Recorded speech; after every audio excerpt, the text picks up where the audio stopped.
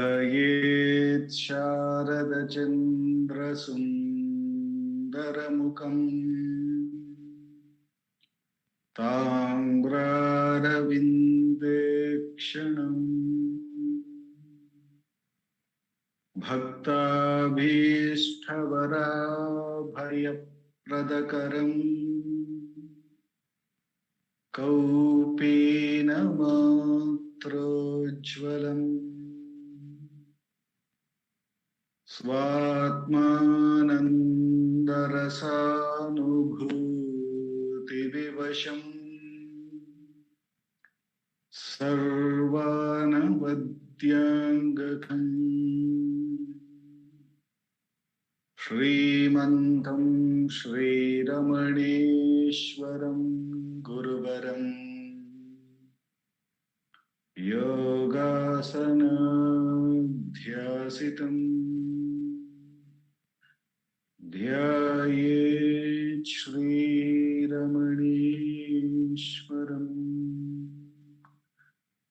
ध्यायेत् श्रीरमणेश्वरम्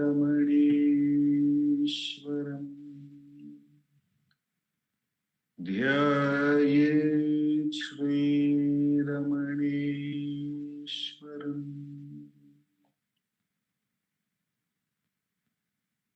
हृदयकुहरमध्ये केवलं ब्रह्ममात्रम् यहमहमिति साक्षादात्मरूपेण भाति हृदि विषमनसा स्वं चिन्वतामच्युतव पवनचलनरोधा आत्मनिष्ठो भवत्वम्। Namo Ramana. We will commence the Friday Atma Vichara by first listening to Bhagavan's Upadesham, as we have been reading from the book Self-Enquiry 1900 to 1950, a compilation of all the answers given by Bhagavan on the subject of Atma Vichara, self-enquiry. The compilation is by our founder, President Sri A.R. Natarajanji. In the last few weeks, we have been looking at the question and answers from the self-enquiry section, answers given by Bhagavan between 1936 and 1950.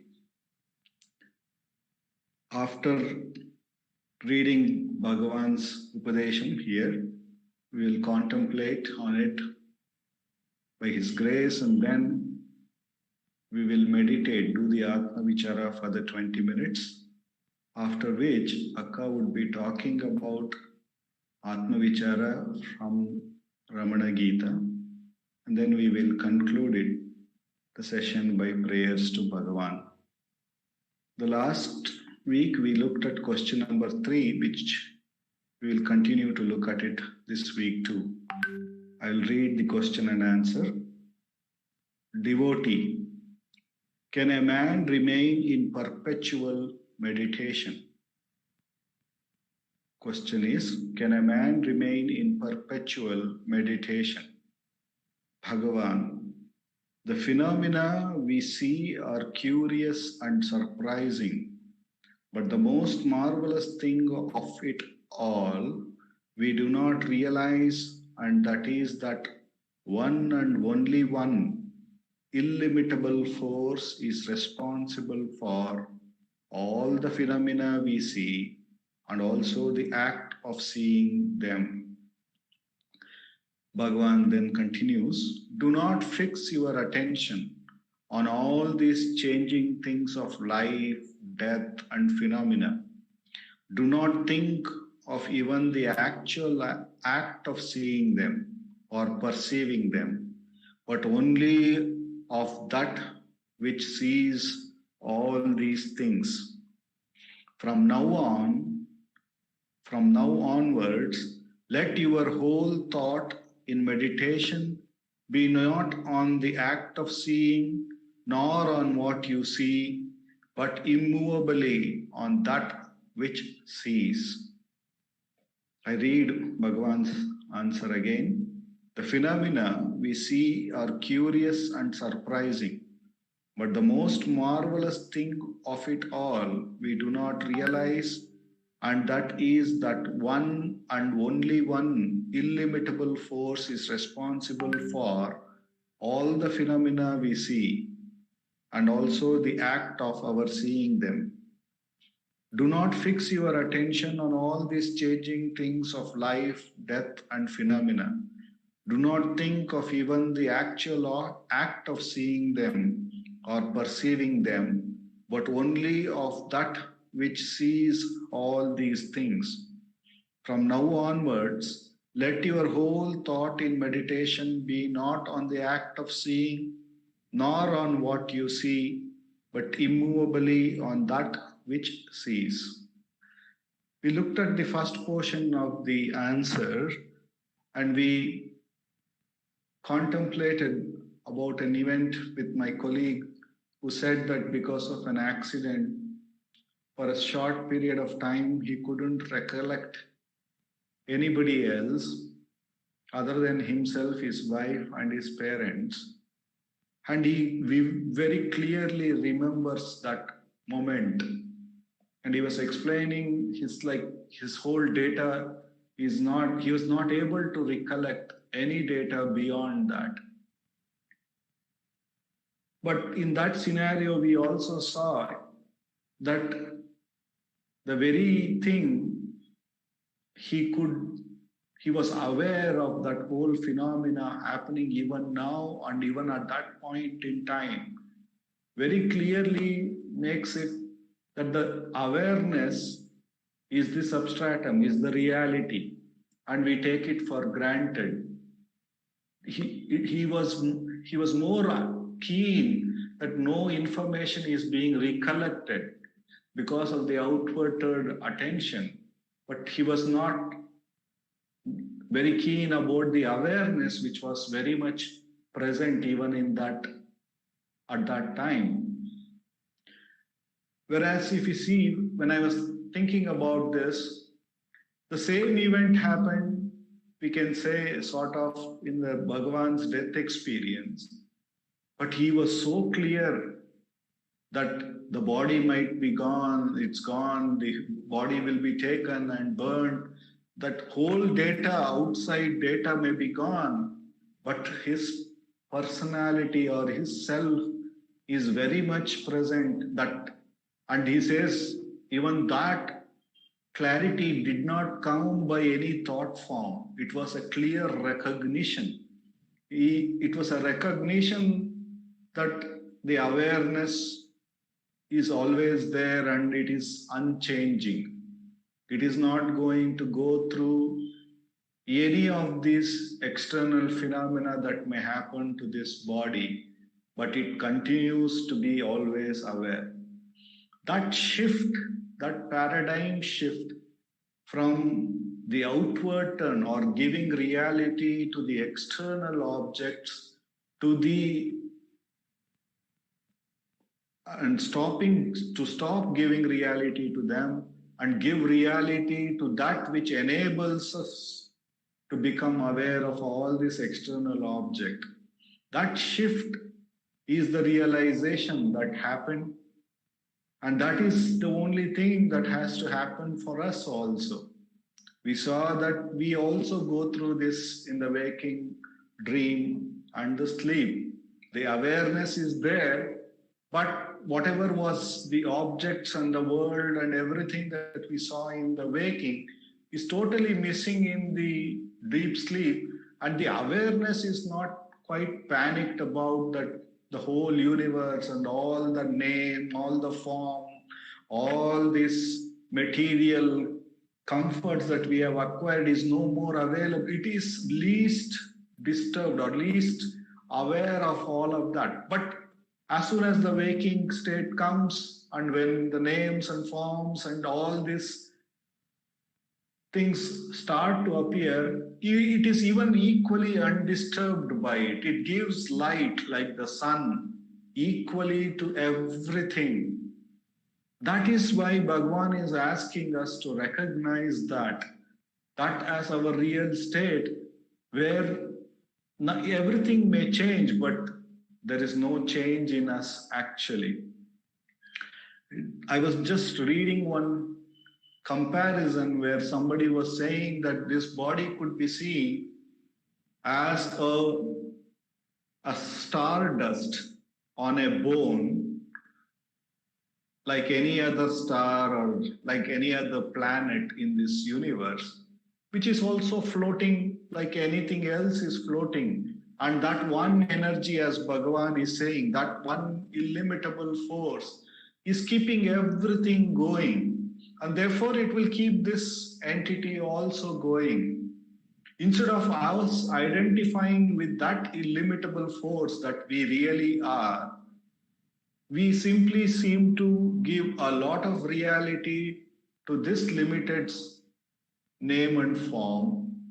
And by virtue of that, by identification with that, we distance ourselves from the rest of the things, and we get into this mode where the others can disturb this entity in the form of any physical hurt or in the form of any mental disturbance. And therefore, the lot of energy and attention is going in to safeguard this stardust, instead of recognizing that not only this particular entity, every other entity is all equally managed by that very same force, which is one's own true nature. Instead of seeing it that way, like many stars may burst, yet this universe is continuing on. So how does it matter if this body one day is going to burst and become an ash?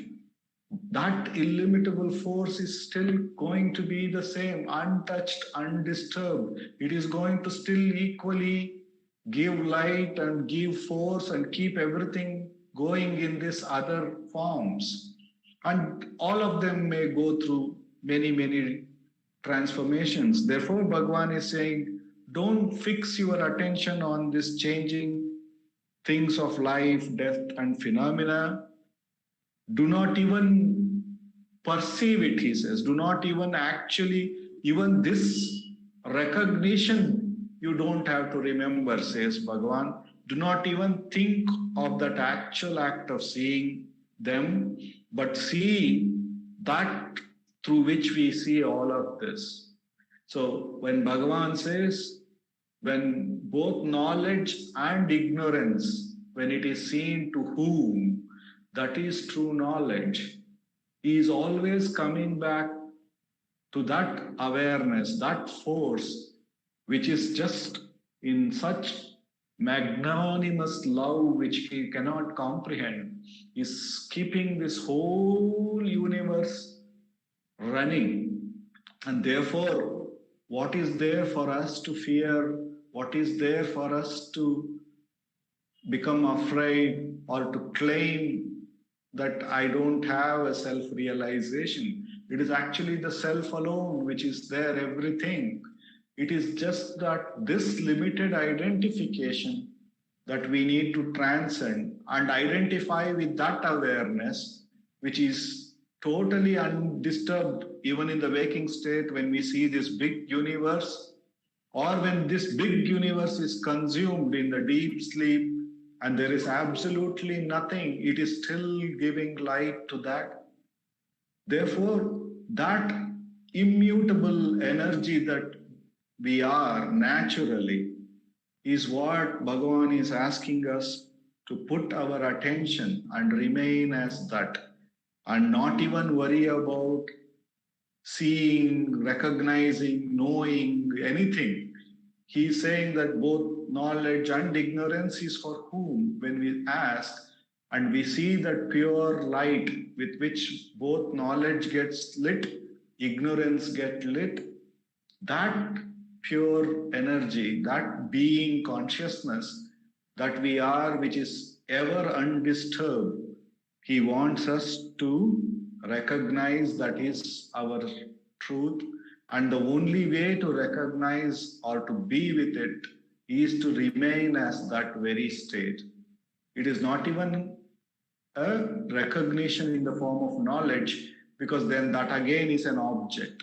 He asks us to be totally realize that we are that, and therefore we are naturally the self, and therefore even any kind of knowledge or ignorance is a division in that, when in a division in that illimitable force, and by that in that undivided force, if we can recognize that and just remain in that pristine state which is very natural to us, that is all that is required, says Bhagavan, and that is the way to remain in perpetual meditation and not get, if we pay our attention to all the phenomena and curious and surprising thing, then we miss the substratum through which we are seeing all these phenomena and the curious and surprising thing. And therefore, these kind of questions, doubts will rise. Am I in perpetual meditation? Why am I not in that perpetual meditation? And that thought again moves us away from the actual perpetual meditation. And we are caught in that vicious circle of, yes, I am not in that perpetual meditation, therefore I should do something. And by the act of doing, whether I am there, I am not there, we get into this complete cycle of doubts and thoughts. Therefore, Bhagavan is saying, don't entertain, don't think any of these things are real, don't even see them. And when you simply discard and remain, what remains is one's own being consciousness effortlessly, and that is nothing but perpetual meditation. The immense grace of Bhagavan, with which alone we could have come to this direct path, wherein Bhagavan is making us recognize that natural truth which is already given to all of us equally, and therefore it is the only truth which exists, and it is the only truth because it is available to everyone. And Bhagavan asks us that one truth is all that is there, and therefore by inquiring every thought which makes us seemingly move away from that truth, he asks us to bring our attention back from the thought to that one truth which alone is, by the inquiry, by giving awareness the reality as compared to the thought and its content, by inquiring to whom is this thought, recognizing it is for me, and then thereupon inquiring who am I, and recognizing that we are that being consciousness in which this thought has arisen and is suspending right now, and it will dissolve. And by repeatedly bringing back the attention to that one truth, which is our real nature, which is the substratum, Bhagavan assures that the mind will abide in that truth and get absorbed in that truth, when that truth alone becomes the sole reality, and we don't ever give any reality to any of this curious and phenomena that keeps rising and staying and getting dissolved. When we stop giving reality to them, it may come, it may go, but we may not give reality to it. There will be a clear recognition that it comes, goes, and all of that is aware by that one force alone. And that recognition makes us remain in that perpetual meditation. With the immense grace of Bhagavan, for the next 20 minutes, let us do Atma Vichara.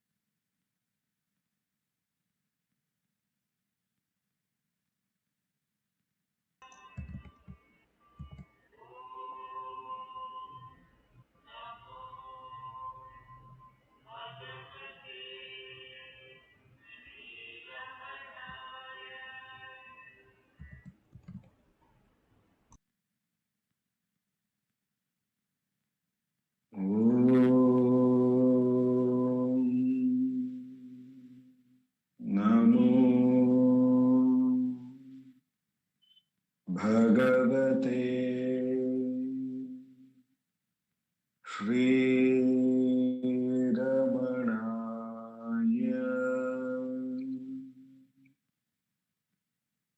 Namo Ramana. Over to Sharda Akka.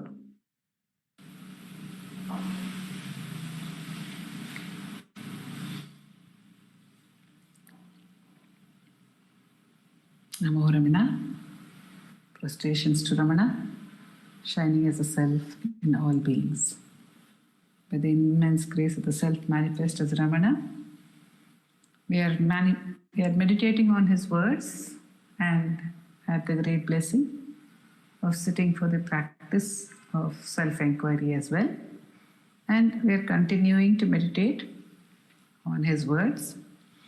And Dilip was telling us today about the self which is untouched by anything, that awareness which is untouched by anything.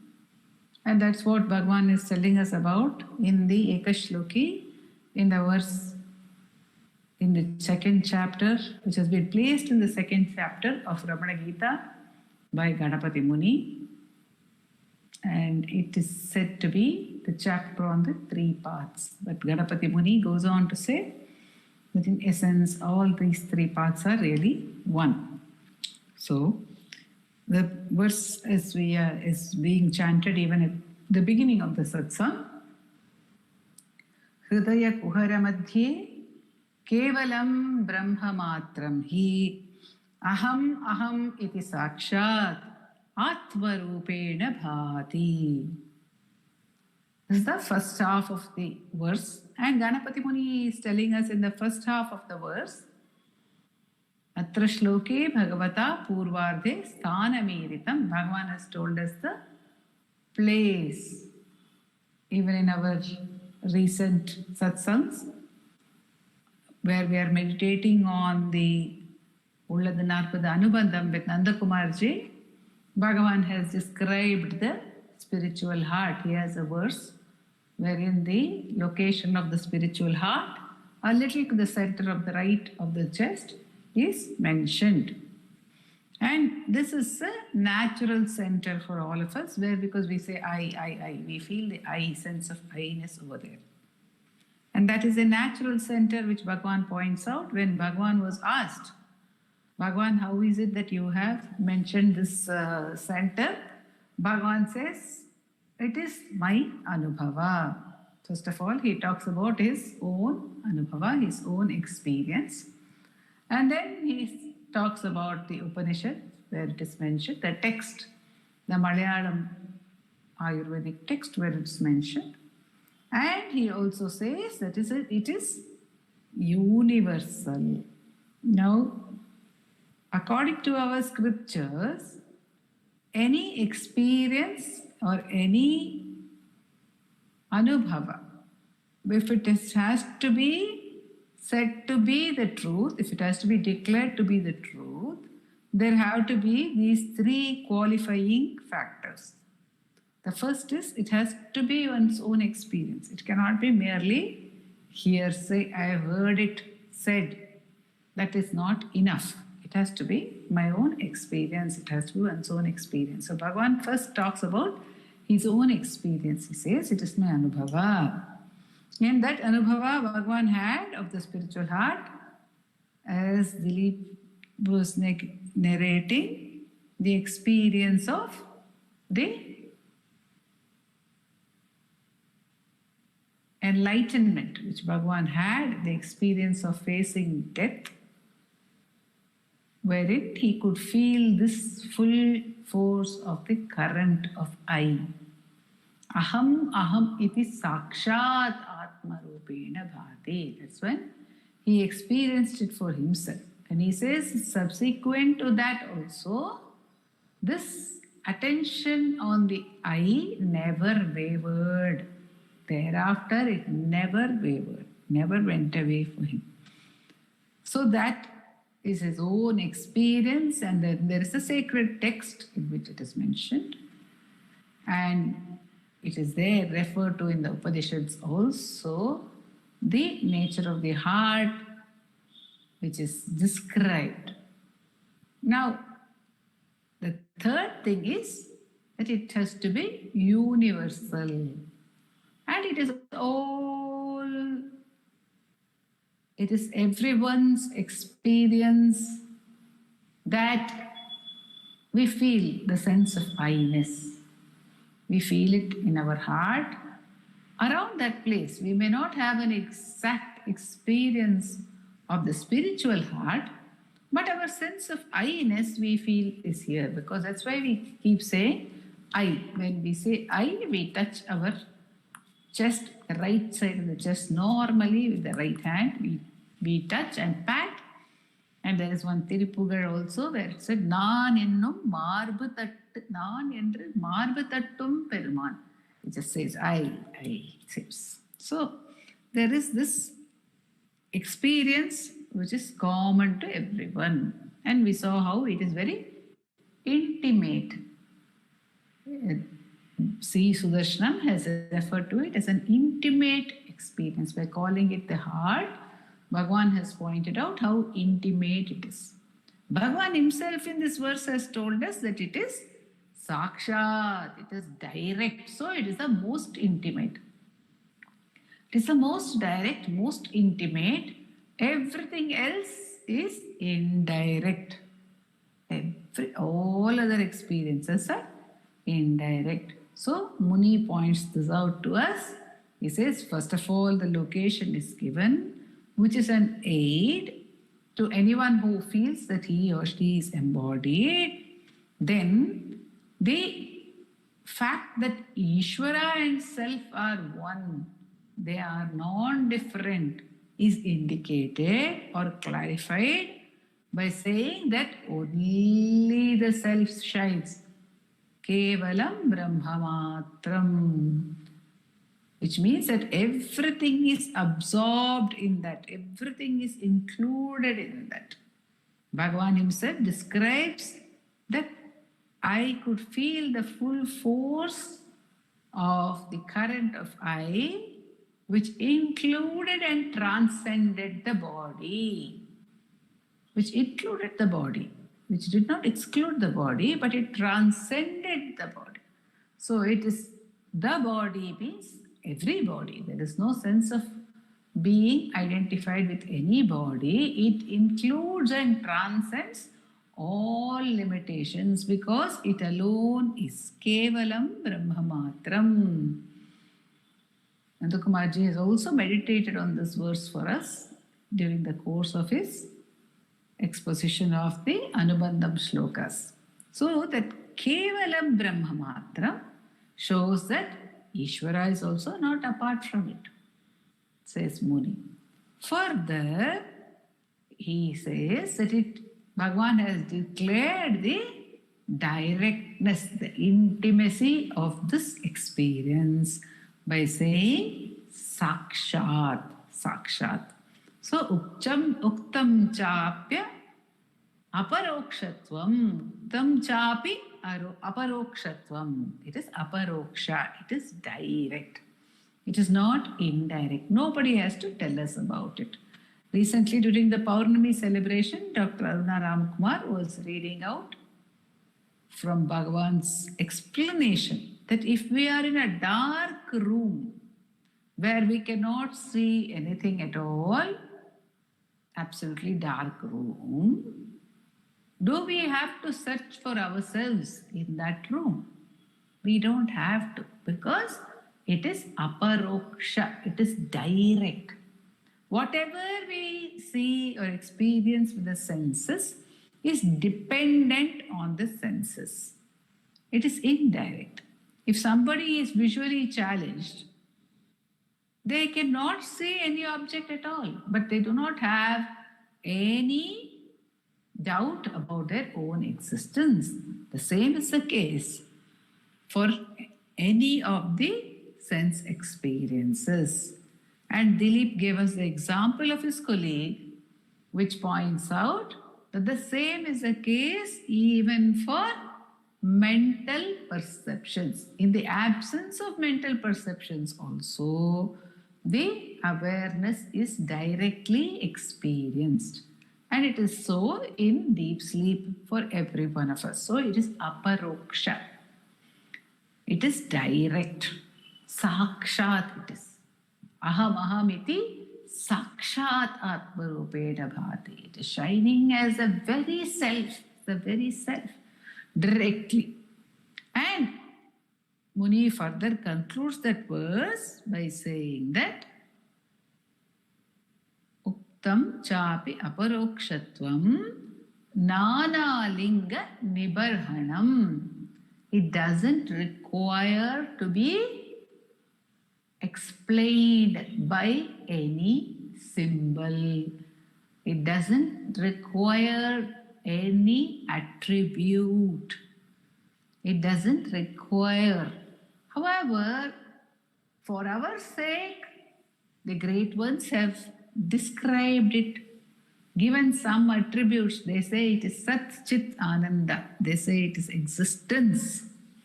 It is consciousness. It is bliss. It is Purna. It is full. They give all these attributes to it to make us understand, to make us reach somewhere near it, or to give us a sense of confidence, to allay our fears that we may lose out on everything when we drop the limited identity. For that purpose, the descriptions are given, but the Muni says there is no need to give any description, because when something is self-evident, what do we need to give a description for regarding it? If something is not visible, if something is not perceivable, then we need to give a description regarding it. But when something is so direct, why a description regarding it is what the Muni is saying. So he says, Dana Linga Nibarhanam. There is no need to give any attribute to it.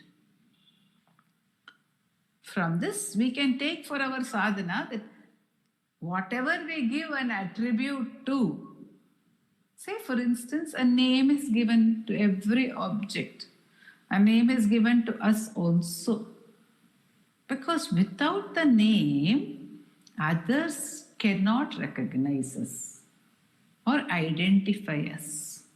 They need a name by which to identify us. We need a name by which to identify others. We need a name to identify various objects which are outside of ourselves. Bhagavan sweetly asks, others need a name to know you by, but you don't need a name to know yourself. We very well know that the name is only a label. We can exist well without that name, or we can exist with multiple names quite comfortably, and we do exist with multiple names. We are called Amma or Akka or Doctor or Madam or Sharda, or I would be called by all these names, and maybe more names also. So the point is that, or somebody can even scold me and call me a fool. That would also be one more name. The point is that all these are only attributes for me. They don't touch my being, as Dilip was saying repeatedly. They don't touch my being at all.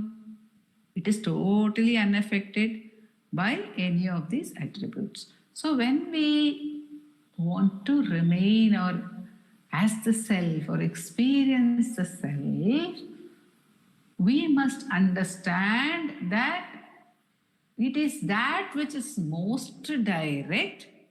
It is that which is devoid of all attributes.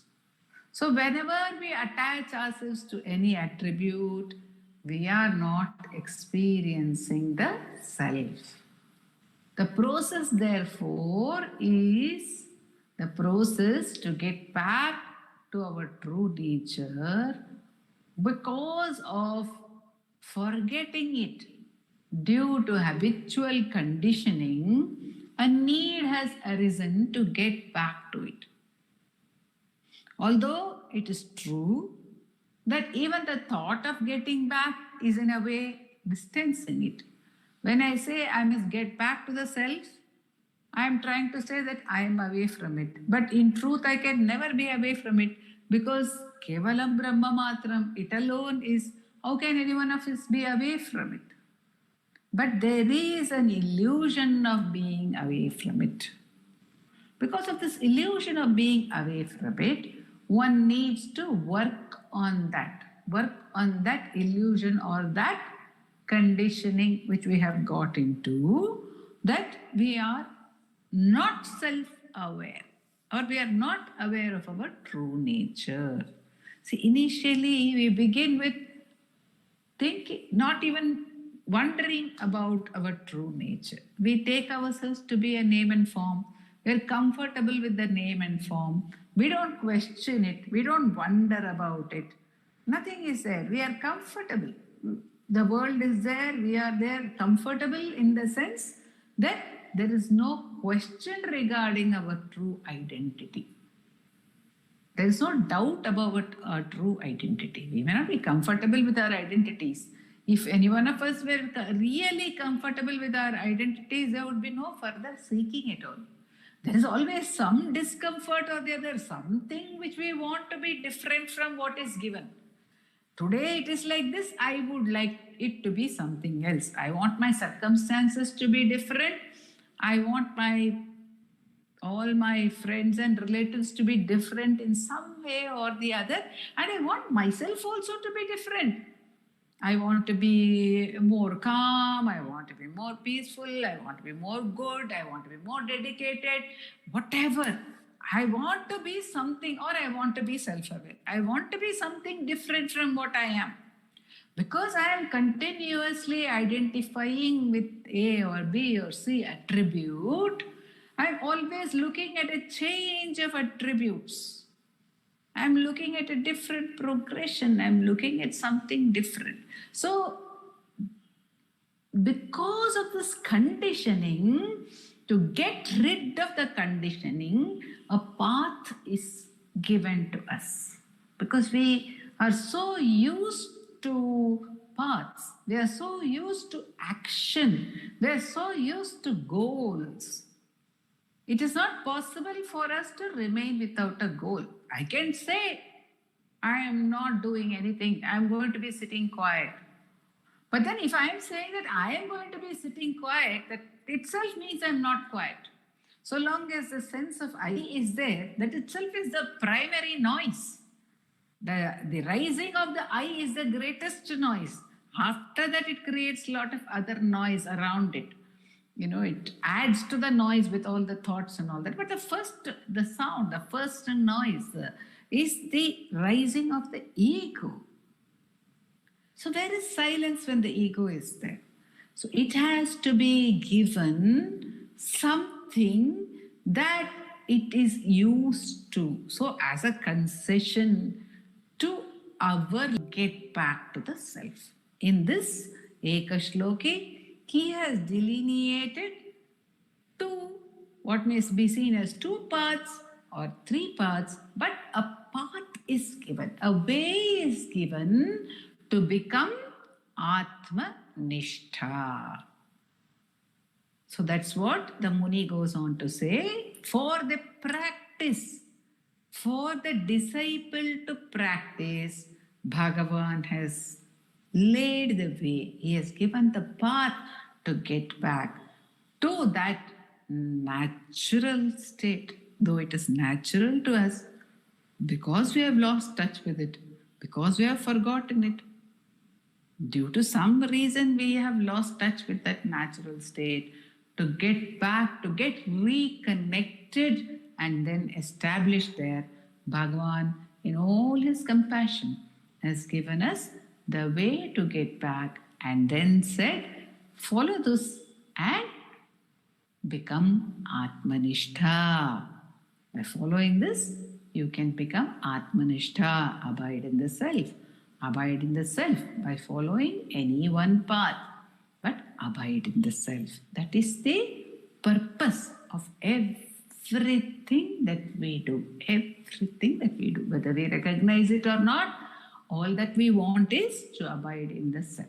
So when we become conscious of it, it helps. When we become conscious that that is all that we are seeking, it helps us to focus and it helps us to reconnect with ease by Bhagwan's grace. Om Namo Bhagavate Shri Ramanaya. Namo Ramana. Thank you, Akka. Ramana. Thank you, Dilip.